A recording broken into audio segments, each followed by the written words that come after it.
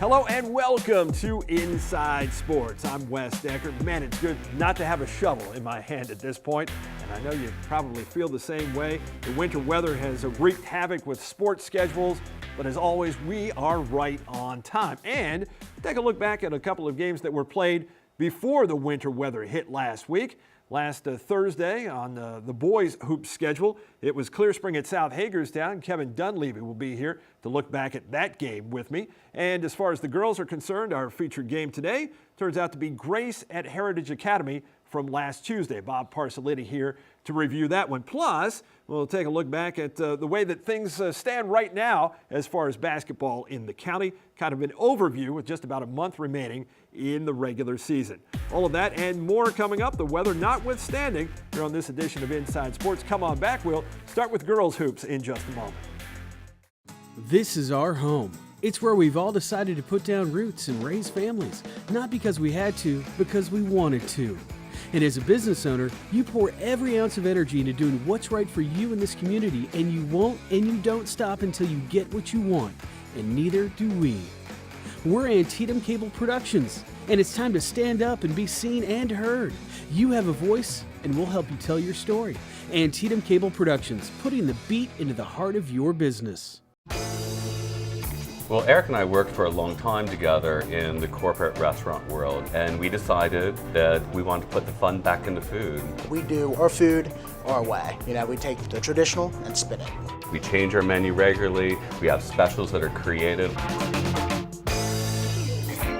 Great food, great service in a warm and friendly environment where you can be in jeans and a t-shirt next to someone in a business suit and everyone feels comfortable. Welcome back to the show. We get underway in earnest this week with girls basketball. And joining me now is Bob Parsoliti from the Herald Mail. Bob, welcome back to the show. Thanks for having me on. Let's begin with a game that we both saw last Tuesday between Heritage and Grace, played at Heritage. And given the way the first game went between those two teams, which was a 32-point victory for Grace, I thought going in anyway, wow, the only thing that will really come of this that will be of any significance will be Lindsay Bedrigal getting her 1,000th career point. Boy, was I wrong, although the first quarter, it certainly looked that way. 22-8 was the score in favor of Grace at the end of the first quarter, and then all of a sudden, Heritage turned it all around. Seemed that they could not keep the ball in their possession at all in the opening quarter, but then from that point forward, the Eagles with what was described as a harsh timeout by their coach, Dana Henson, little tongue lashing of sorts, and all of a sudden everything turned around. How did you see that game play out? Because it was such a stark contrast to the first quarter, the final three periods of play. Well, I mean, the thing that caught me was that in the first quarter, Grace was pressing the ball very well. And when they were pressing, you have to make baskets in order to set up the press. So they would make a basket, set up the press. There was a stretch where Lindsay Bedrigal scored her 1,000 points. She had a three-pointer to start with, and then she scored two baskets in a row right after it off of turnovers caused by the press. They were making a lot of pressure at the half-court line. They were getting the ball, and they were going up the floor and scoring. After the first quarter, when the defense got a little tighter for Heritage, they didn't score. So if they didn't score, they couldn't get the press, and if they couldn't get the press, they couldn't get the steals. So they scored 22 points in the first quarter, they scored 10 in the second, and they scored 15 the entire second half. So they scored 22 in the first 8 minutes and 25 in the last 24. There's your difference. Yeah, it was like the dominoes really fell, didn't it, as that game progressed. And as Coach Henson said afterwards, for the first time all season, she really had her true lineup together. And Michaela Hoy made a huge difference in that game. Wouldn't say that she shut down Lindsay Bedrigal altogether, but she certainly did a heck of a job. And the 1-3-1 zone defense that Heritage played made all the difference in that game. Grace just seemed to have a lot of trouble attacking it. Well, the thing about the 1-3-1 is since Grace would like to shoot from the outside, you kind of spread the defense out to put somebody out there to stick in the face, at least on the wings. But when you play that kind of defense, you're supposed to come in diagonally and go to the middle, force them to suck everybody in to play around the person that penetrates the ball, and that should open it up for the rest of the floor. When Badrigal would drive and get inside, there was nobody, there didn't seem like anybody reacted to go to the spots that were open to pass for the easier shot. And when that happened, she would either be stuck in no man's land, have to take a shot that was in a hurry, otherwise it get slapped in her face, or it was a turnover. And that really just moved everything going. The missed shots, they were rebounding everything and getting the ball down the floor, and it just changed the entire complexion of the game. And I thought Heritage really played as a team in making that comeback. There were so many girls who contributed to that comeback effort. And then Leanna Shank with the big three-pointer with 5 minutes and 35 seconds to go, putting Heritage ahead by a point.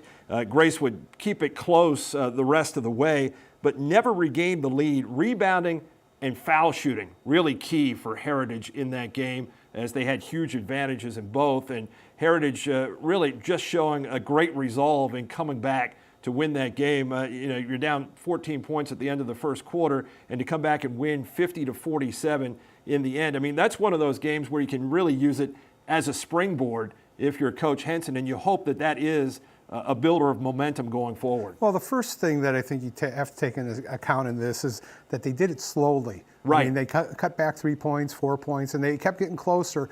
And I would think after trailing as long as they had, it was like 21 minutes or something like that from the point where, from the end of the first quarter on, when they could have packed things up, they slowly but surely came back. And it had to be a shock to the system, to Grace, saying, we let this lead go. So I think they got an advantage when they got the lead, because all of a sudden desperation sets in. Then you end up losing, Grace ends up losing 3 players to fouls. Mm-hmm. So right away you're sticking them on the line, allowing them to score without the clock running. And I think the frustration came in and took them away. As far as for Coach Henson and Heritage, it'll be interesting to see what happens as long as they stay healthy, because they seem to play well together, and they did this without the benefit of any practices with the entire group. It'll be interesting. And with the snow and things like that, they might have had some time to put some time in. You would think there's room for even more improvement. Heritage now 7-6, and Grace 15-6. We'll be back to talk more girls basketball. We'll talk about basketball on the whole on the girls hoop scene in just a moment. Antietam Cable's WCL-TV invites you to take a tour of local restaurants from the comfort of your couch with our local dining guide, airing now. Your host, Sam Little, goes beyond just the dining room and sits down with local owners and chefs to talk about what makes their restaurants local favorites. We explore the best of American cuisine, head south of the border for a little heat, and travel over the Atlantic for some of Italy's best. Washington County is a hotspot for great food, and we're showing you what you've been missing with WCL-TV's local dining guide, airing now on Channel 30 and in HD on Channel 489. Sports fans rejoice! Antietam Cable's sports package delivers all your sports action, including NFL Red Zone and MLB Network. Don't miss a touchdown, three-pointer, or home run from your favorite teams in your region or across the country. From pro to college to life in the great outdoors, Antietam Cable has your sports coverage. Sports Plus. Order now and get 60 days free. Instant activation with a digital box. Call Antietam Cable now, 301-797-5000. Welcome back to the show. More girls basketball now with Bob Parsalitti. Bob, let's talk about the public schools on a whole here right now and where things stand. Of course, we've got the delay with the snow that has blanketed the area. Williamsport at 11-3 right now. And I looked at Williamsport in depth, and when you look at scoring per game and points allowed per game, Williamsport number 1 in both right now in girls basketball, only giving up 33.3 points per game. And I broke it down even more. I went to the point where I looked at what they've allowed per game. The most points that they've given up in a game this season, the Wildcats, 53. That was against Clarksburg in the final of the Daub Classic. You look at all the other public school teams, that is 6 of them combined, they've given up 53 points or more 30 times this season. So when you talk about defense wins championships, I don't know if it's going to win a championship for Williamsport, but it's certainly winning games right now. That is some stifling defense, 33.3 points allowed per game. Well, this Williamsport is definitely Kevin Murphy 2.0. Kevin's dad went off of that, and Kevin does that. Defense wins games. Defense makes things easier because in basketball, you play. In football, you play defense, you try to get the short field. In basketball, you try to get quick baskets. And quick baskets are a key in this. I think so far Williamsport's been able to handle everything that everybody's thrown at them except for a couple of teams. Right. And the problem with the couple of teams is they're all the teams that they're going to have to face in the 2A tournament when time's coming. So they're going to have to find a way to get better in there.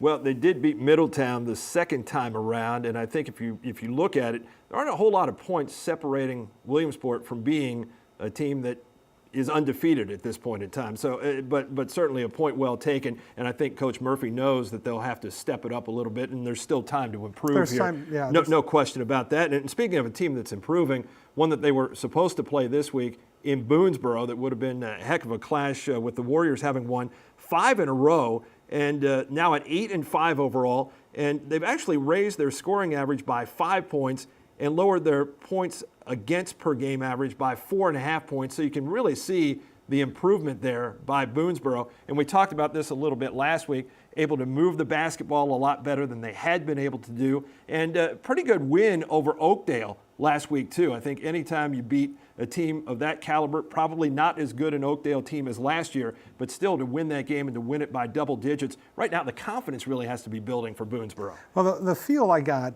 from kind of following, and I mean, I may be wrong, I don't know, but the feel I got is that at the beginning of the year, Sam Conley, the coach there, was worried about a point guard. And a lot of what they did was trying to establish a point guard. I remember when I did the preview on him, he wanted to get a point guard that could play some defense and to distribute the ball. Well, it didn't seem to work. They didn't, and I think it came a point in time where they sat there and said, okay, here's the talent we got. We're better off if we're moving the ball. He's got a lot of girls that can move. He's got a lot of girls that can shoot. It's a matter of getting the ball. Best way to do it?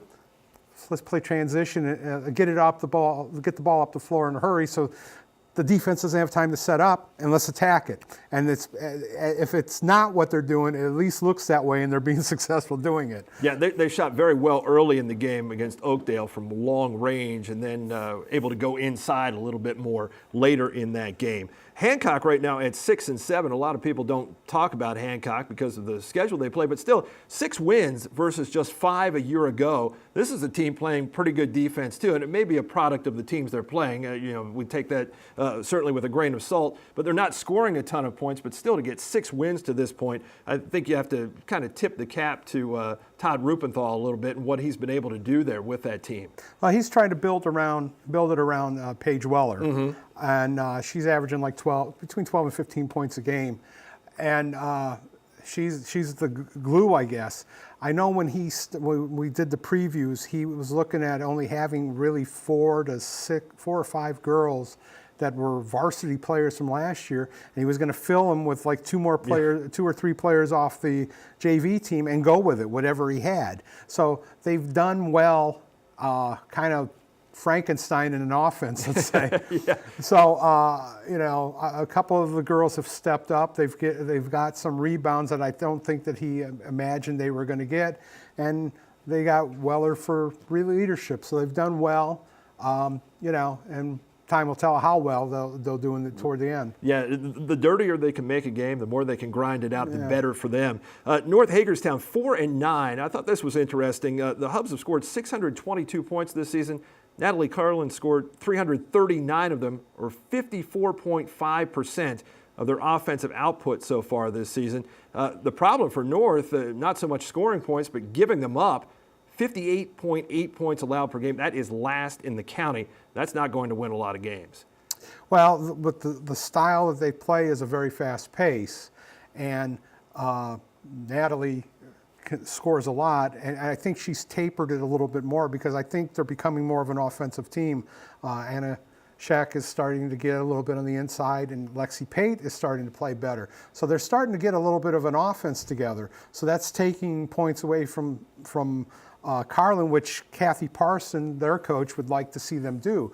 The problem is they don't make enough to, counteract the defenses. Right. So the other team is scoring more on them. There's a lot of empty possessions still for North, but they're improving over what they were.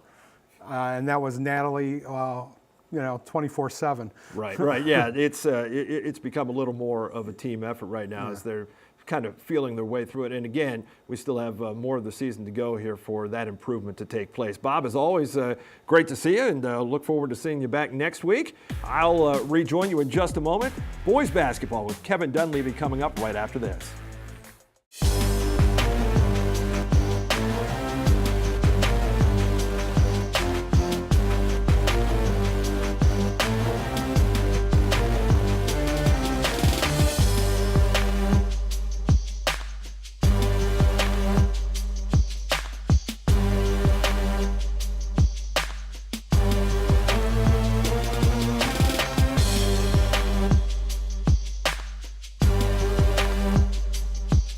Look how cute we are. I want to puke on us. From the producer of Bridesmaids. I'm just a modern chick who does what she wants. And relationships aren't my thing. I think we really like each other and we should start dating. No. Yes. No. I slept at the doctor's place last night. What were you, drunk? No, I had like 2 drinks. 3 max. 4 now that I'm tallying. Trainwreck, unrated. Digital customers, tune to Channel 1 to get started. Welcome back to the show. We continue now with more basketball, as we are all basketball-centric on today's program. Joining me now, Kevin Dunleavy from the Herald Mail, as we talk boys basketball, the first of 2 segments today. And Kevin, let's start with last Thursday's game. Big one between Clear Spring and South Hagerstown. 2 teams coming in with a little bit of momentum into that game. But, boy, South Hagerstown, the way they started in that game, just knocked Clear Spring back on its heels for the rest of the night. Yeah, 22-2 first period, and it was all with pressure defense, and Clear Spring looked unprepared to deal with it. But then they adjusted, and they fought their way back in the game, and they were within 4 points at one point in the second half. So they came away from the game with a good feeling, I think. Yeah, I thought it was a very interesting game, and it's sort of the MO that we've become used to with South Hagerstown, because it seems like they'll have a stranglehold on a game, and as Coach Naylor's talked about this year, they haven't been able to close games. And Clear Spring, a team that is just never going to give up, even though we didn't see them play the type of defense that they've been able to play, which has kind of been their calling card this season and has led to their success. South took them out of that. I think just outquicked them from the very beginning of the game, as you pointed out. Yeah. But again, a great effort by Clear Spring to get back into that game. But South Hagerstown really led by Amir Harris, a guy who is growing up a lot. I know you've documented that in your stories, but you just have to be more and more impressed with him each time you see him. Yeah, and he does everything. He's a stat stuffer, a stat sheet stuffer. He leads. He's second in the county in rebounds. He's first in steals and first in assists. And part of that is their up-tempo style. They're going to get bigger numbers, but boy, he's just really grown up, because he was an inconsistent player in December, and that's gone away. And he looks like their leader, and Kevin said they needed a leader, and I think they've got one now. Yeah, in what was really a matchup of 2 premier players in the county, Harris on one side, a guy who's still up and coming, and Spencer Schultz, who certainly is right there in the upper echelon. I mean, those 2 really put on a show. 32 points from Harris, 31 from Schultz. And the thing about Schultz is he's such a smooth player. Even when he takes an off-balance shot, it doesn't look like he's truly out of rhythm. And that shot is normally right on the bullseye. Yeah, and his athleticism is underrated. I've seen every game I've seen of them. I think he's had a fast break dunk that kind of, gets you up out of your chair, because it's a little bit of a surprise. But, he really showed that he wasn't intimidated at all. He did not have a bad game at all. And even in that first period, he was the guy that kept them in, with his ball handling and his ability to get rebounds and do a little bit of everything for him. What was it that you saw with Clear Spring that enabled them to sort of turn the tables in the second quarter? Because it did seem as if they were overwhelmed in the first period. Well, they solved the press, and once you do that, you're going to get easy opportunities. And we saw, Jared Barnes, reserve, come off the bench. He had 8 points, all on baskets that were, transition baskets close in. And once they got the confidence of how to break that press, they looked like they were good to go then. And if you could start the game at 0-0 at the start of the second period, Clear Spring would have been the better team. Yeah, they outscored South 67-54 over the final three quarters, so a point well taken. And I think with the Blazers, though, is that the tempo that they want to play? I mean, is that okay for them, or is that not their preferred tempo? Well, they've been thriving with that tempo. They've tried to speed teams up, but they've got a depth issue. They've got 4 real solid players and 3 or 4 reserves but once they get too deep in the bench, they'll struggle a little bit. And South was definitely a deeper team, and they could throw waves of quick guys at them, and they just couldn't match that in the first period. And we talked about, or I mentioned, how South has had some trouble closing out games this year, but they're still 6-1 in games decided by 9 points or less. Are we really seeing a team growing up with Amir Harris? I mean, is this team really coming together? Can we trust them at this point, I guess is what I'm asking. Yeah, and Jeff Wetzel is a guy not to forget either. Oh, because no, not at all. A clutch three-point threat, and he's a clutch guy that they rely on when things get tight. He's a guy that goes along with Harris, and he's really benefiting now from Harris's distribution. And then the rest of the guys, they all add something, and they're really hitting their stride. They're what they were last year, but maybe even better because Harris is an upgrade over what they had last year as far as a distributor, and that can key everything for them. So South wins 76-69, and they got to the free throw line 36 times. So great effort by South Hagerstown, and as you pointed out, by the Blazers, good job of coming back in that game and making it close. When we come back, part 2 of boys basketball, we'll talk about the way the county is shaping up right now when Kevin and I return in just a moment. Tony's Pizza in Williamsport has had the same simple philosophy since 1985. Start with simple products. Sauce from the best Italian tomatoes. The best cheese and dough made fresh every day. Then mix those with a great atmosphere, and you'll have the best dining experience you can find. Tony's is known for their pasta dishes, subs, pizzas, and specialty items like their Nutella Dots and the famous Crazy Tony. Simply put, they want to give the best food they can give to their customers. So stop in today to Tony's Pizza in Williamsport. Antietam Cable's WCL-TV invites you to take a tour of local restaurants from the comfort of your couch with our local dining guide, airing now. Your host Sam Little goes beyond just the dining room and sits down with local owners and chefs to talk about what makes their restaurants local favorites. We explore the best of American cuisine, head south of the border for a little heat, and travel over the Atlantic for some of Italy's best. Washington County is a hotspot for great food, and we're showing you what you've been missing with WCL-TV's local dining guide, airing now on Channel 30 and in HD on Channel 489. Welcome back to the show. More boys basketball now as Kevin Dunleavy stays with me for this. And let's take a look at the way things stand in the county right now. Obviously, we've been battling the weather here, so not a whole lot has transpired, but a good time to kind of bring people up to date. We talked about Clear Spring and South Hagerstown a little bit. Clear Spring at 10-3 right now. Had allowed 44.5 points per game through its first 11 this season. Now 75.5 allowed the last 2. Do you think there's a cause for concern at all there for Coach Hutzel? No, not really. They have a defense that's hard to figure out. So teams might be, looking at game film and figuring out how to attack it. But those elements of having guys with length and quickness and athletic ability on the perimeter those are going to be things that stick with you that aren't going to go away. So that it's probably more of a function of who they've played and other teams trying to speed up the pace and get into their reserves. Yeah, 9 wins all of last year for Clear Spring, 10 already this season. Yeah. North Hagerstown at 9-4 right now, 7-1 to start the season and averaged just about 61 points per game, giving up about 52.5 through those games, and now just 2-3 the last 5, scoring about the same amount, but giving up more points than they've scored over those 5 games at 62. Coach Hartman right now, knows that there is still a very difficult schedule ahead. They haven't earned anything to this point. You talked to him recently. What are his feelings on the team at the moment? He doesn't seem concerned at all. He's looking. He quoted the efficiency ratings of the players, and that's a real good judge of hustle and doing smart things on the floor. And everybody's kind of where they were, when they were 7-1. So he feels good about it. They've had some tough games.